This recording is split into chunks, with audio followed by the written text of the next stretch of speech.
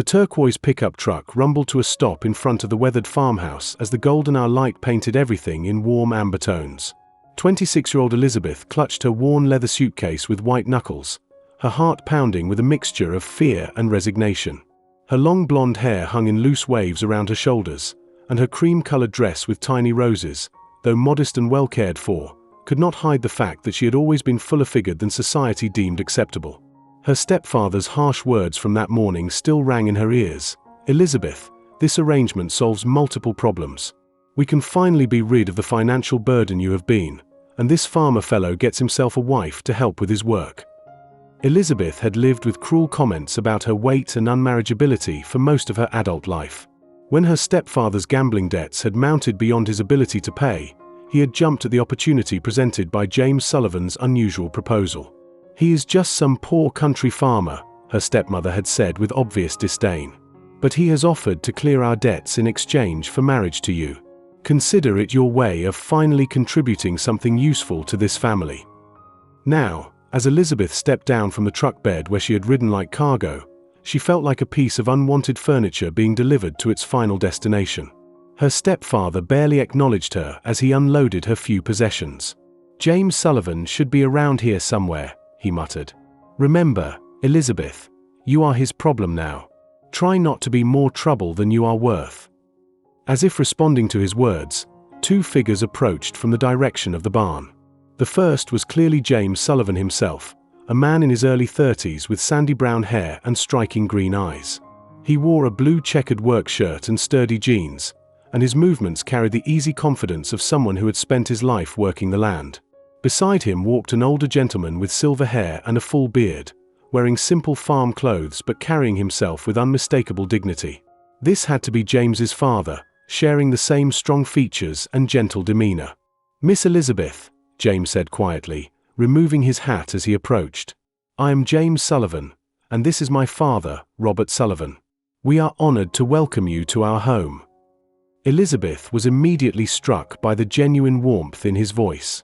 Unlike other men who had looked at her with disgust or dismissal, James's gaze held only kindness and what appeared to be sincere welcome.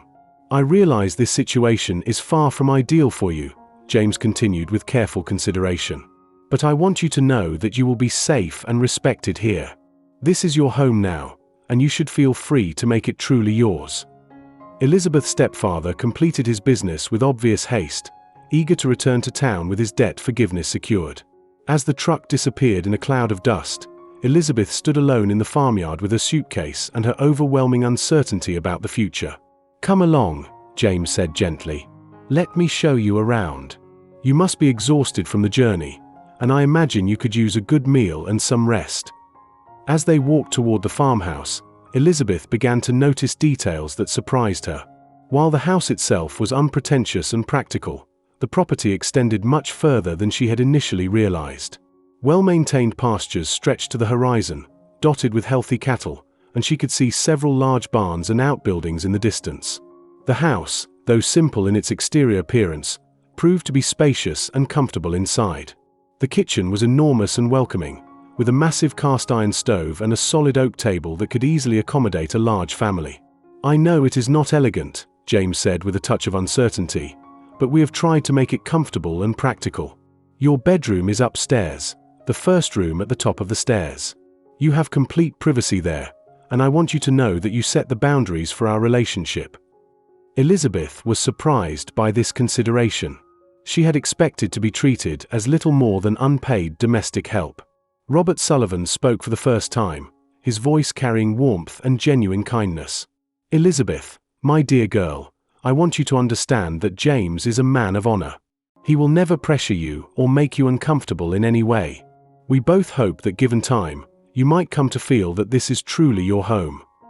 That first evening, as Elizabeth sat at the kitchen table sharing a hearty meal of fried chicken and fresh vegetables from their garden, she began to realize that her preconceptions about her new life might be completely wrong. Both James and Robert treated her with a level of respect and consideration that she had never experienced. They asked about her background, listened attentively to her responses, and seemed genuinely interested in her thoughts and perspectives. When she mentioned that she enjoyed cooking and had always dreamed of having a large garden, James's entire face brightened with enthusiasm. "We have plenty of space for whatever kind of garden you might want," he said eagerly. "I would love to help you plan and plant it come spring. Fresh vegetables always taste better when they are grown with care and attention." Over the following weeks, Elizabeth discovered that life at the Sullivan farm was completely different from anything she had imagined. James rose before sunrise each day to handle his various responsibilities, but he always made sure she had everything she needed and never made unreasonable demands on her time or energy. Gradually, Elizabeth began to understand the true scope of the Sullivan agricultural operation. What had appeared to be a modest family farm was actually a highly successful and extensive enterprise. James owned thousands of acres of prime agricultural land, maintained several hundred head of premium cattle, and held profitable contracts with distributors across multiple states. "Why did you never correct my stepfather's assumptions about your financial circumstances?" Elizabeth asked one evening as they sat together on the front porch, watching the stars emerge in the clear country sky. James was silent for several moments, his hands resting comfortably on his knees. "Your stepfather made it abundantly clear that he was looking for someone to solve his financial problems, not someone to cherish and care for his stepdaughter. I thought if he understood the full extent of our holdings, his motivations might become even more purely transactional." "And what were your own motivations?" Elizabeth asked softly, genuinely curious. James turned to meet her eyes with complete honesty.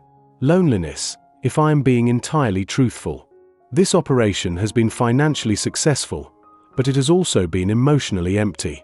When I learned about your circumstances through mutual acquaintances in town, I thought perhaps we might be able to provide each other with what we both needed." As winter gave way to spring, Elizabeth found herself settling into the rhythms of farm life with unexpected joy and satisfaction. She discovered that she had a natural talent for managing household budgets and began assisting James with business correspondence and record keeping. Her attention to detail and innate intelligence impressed both men tremendously. More importantly, she began to feel genuinely valued and appreciated for perhaps the first time in her adult life. James consistently sought her input on important decisions, and Robert treated her with the affection and respect of a beloved daughter. The changes were not only emotional but physical as well. The regular, nutritious meals, outdoor activities, and genuine happiness began to transform her appearance. While she remained fuller-figured, her posture straightened with newfound confidence, and her eyes began to sparkle with vitality and contentment. One warm May evening, as they sat together in the garden she had planted and tended with such care, James set aside the farm journal he had been reviewing and looked at Elizabeth with unusual seriousness. "Elizabeth, there is something I need to tell you, and I hope you will not think badly of me for it." Elizabeth felt a flutter of anxiety. Had she somehow disappointed him? "When this arrangement first began, I had hoped we might develop a practical partnership that would benefit us both," James continued carefully. "But over these past months, my feelings have evolved into something much deeper and more meaningful." He paused, clearly gathering his courage. "I have fallen completely in love with you, not just as a partner in this enterprise, but as the woman I want to build a life with. You bring intelligence and warmth and joy to everything around you." Elizabeth felt her eyes fill with tears of happiness and relief. "James, You do not need to respond immediately," he said quickly. "I simply wanted you to know that if you ever choose to make this marriage a true union in every sense, it would bring me more happiness than I ever thought possible." Elizabeth looked at this kind, successful, honorable man who had shown her more genuine love and respect in 8 months than she had received in her entire previous life. "I love you too," she said with quiet certainty. "You have given me something I never dared to hope for, a place where I am valued for who I truly am, not judged for failing to meet impossible standards." The following autumn, they held a second wedding ceremony, this time as a joyous celebration of genuine love rather than financial necessity. Elizabeth had blossomed into a confident, radiant woman who managed both household affairs and significant aspects of the farm business with remarkable skill and intelligence. When her step-family learned of James's true wealth and prominent position in the agricultural community, they attempted to re-establish contact and claim credit for the successful match. Elizabeth politely but firmly declined their overtures, having learned that real family is built on love and mutual respect, not obligation or convenience. Years later, as Elizabeth watched their children play in the same farmyard where she had once stood feeling unwanted and afraid, She marveled at the unexpected directions that life can take.